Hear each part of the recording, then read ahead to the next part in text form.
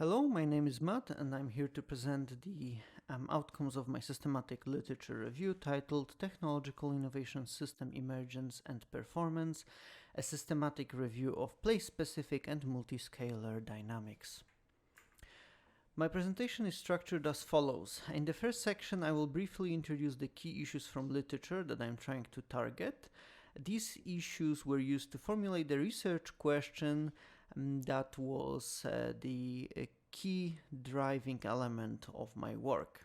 The second section describes the methodology that I adopted for the purpose of this work, which includes both the justification for the application of systematic review method as well as the explication of steps I have taken to conduct the review. The third section introduces the findings, which will be briefly discussed in this presentation. And finally, I will draw some conclusions based on the results that I obtained from reviewing the literature. The broader context for my review is the concept of sustainability transitions. And sustainability transitions refer to the far-reaching and large-scale transformations of socio-technical systems that produce goods and services for human consumption. The changes to those systems are necessary to ensure that the global temperature rise is kept to well below 2 degrees Celsius, as is the target of the Paris Agreement. Sustainability studies has provided some relevant contributions over the past 2 decades. However, the last decade has seen an increased number of criticism relating to the treatment of space and scale within the field. Starting with the issues of spaces and places, we have a number of researchers who say that transition studies fail to adequately explain the reasons for why transition processes are located in specific places, so telling us what is so special about the particular location that technological developments that help with cutting the carbon emissions actually emerge there. Another issue associated with the treatment of places and spaces is the impact that the place-specific conditions actually have on shaping the emerging sustainable technological trajectories. Together, this criticism actually refers to the structural conditions and the institutional conditions that provide either opportunities or challenges to the emerging technology. The second line of criticism that has been voiced over the past 10 years is associated with the treatment of multiscalar dynamics. So as the transition processes are happening in multiple different places across the world, what are the processes that actually interlink them? So we are referring here to the flow of resources and knowledge between specific locations where green technologies are actually emerging. In terms of the multiscalar dynamics, a particularly important concept here is the coupling mechanisms, so all the activities undertaken in those various locations that bind the resources and knowledge from elsewhere to a specific location. So these are the two lines of criticism that I'm trying to resolve by asking the following research question. So in order to see what exactly the literature has to offer in terms of explaining the place-specific dynamics and multiscalar dynamics of transitions, I mobilize one of the most popular concepts from the field, which is the concept of technological innovation systems. Such systems support the development, diffusion, and utilization of emerging technological innovations. They do it by performing key 7 functions that help that process happen. Those functions are the combination of processes that drive the development of new knowledge, facilitate experimentation, so application of new knowledge to new contexts, as well as provide the necessary resources to help with the innovation process itself. In addition to all of those, the system's role is also to offer the political support that is necessary to deal with some of the barriers to the diffusion of the technology. In addition to the functional component, technological innovation systems also have structural component, which is comprised of actors operating within networks where their interactions are guided by a specific set of institutions. Now, since structures can actually be distributed in space, since actors are actually located within specific places, this suggests that technological innovation system structures are likely to be impacted by conditions of locations where they're located and where they accumulate. On the other hand, since TIS structures are composed of networks, we can also assume that there will be some interactions between actors from different geographical locations.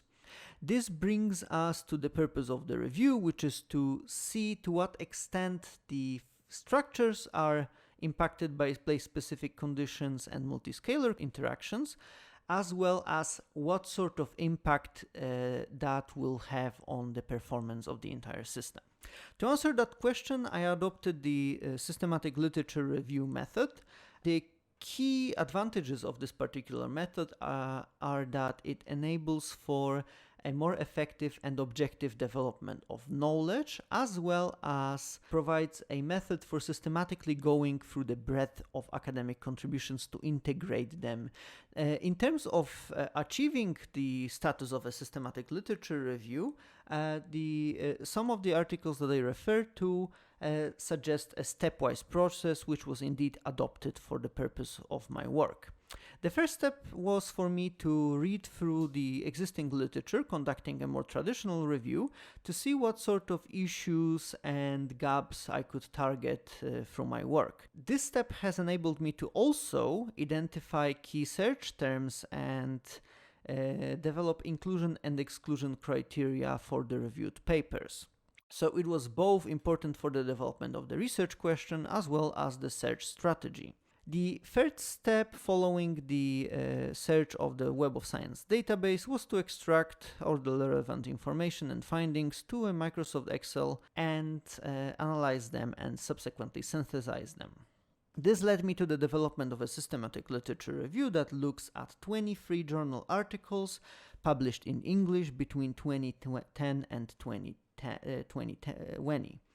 The combination of search terms and inclusion and exclusion criteria ensured that the articles I reviewed deal with the issues of place-specific conditions that impact TIS structure and performance, as well as the multiscalar dynamics of TIS emergence and its outputs. When it comes to findings, what we notice is that all of the studies that I reviewed adopt the case study design. 60% report single case studies, 40% report comparative case studies.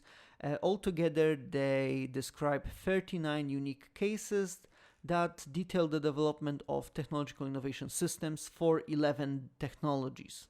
The case studies were a combination of multiple technologies described in one particular geographical context or one technology described in multiple geographical contexts. In terms of the validity of the research designs that were adopted within the reviewed papers, all of them decided to use the triangulation of data sources to ensure that narratives they develop are accurate and reflect what actually happened in terms of the emergence of the TIS and its functional performance.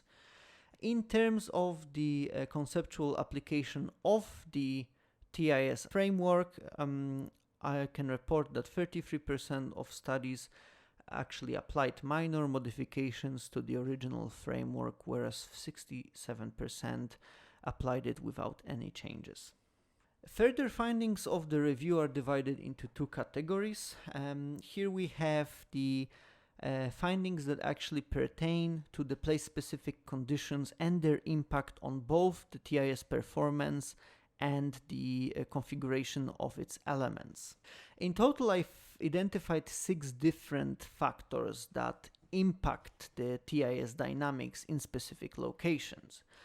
Those are quite important in terms of actually explaining how the TIS formed over time, but also explaining why it performs the way it does. While we can definitely say that they have some sort of impact on the TIS dynamics, it's much harder to actually say what sort of direction that impact goes into.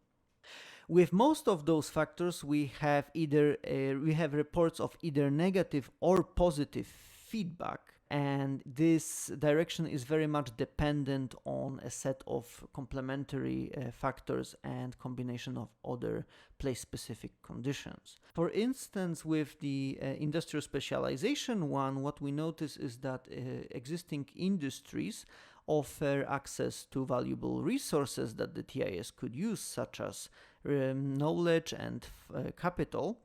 However, on the other hand, the incumbent actors from the existing industries usually have preference for specific technological trajectories, which can hinder the innovation process. Similarly, we also see that related industries can provide some key advantages over time for the development of superiorly performing technological artifacts, which is one of the key outputs of the TIS. While national policy has traditionally been considered to be the most important factor explaining the structure and performance of technological innovation systems, what we find in the reviewed literature is that national policy indeed shapes the trajectories of TIS development. However, it's not the most important factor. The quality of policy is what plays the key role, and in terms of the policy design, we have a combination of policies that can support knowledge development as well as experimentation on the one hand, or policies that favor low-cost deployment on the other hand. While the former have been found to be quite effective at improving the overall performance of the TIS, the latter actually fail to facilitate the development of TIS structures and functions that can sustain growth. All in all, what is most important about place-specific conditions is that they actually can mobilize processes, typically agentic processes, that lead to scale-transcending interactions.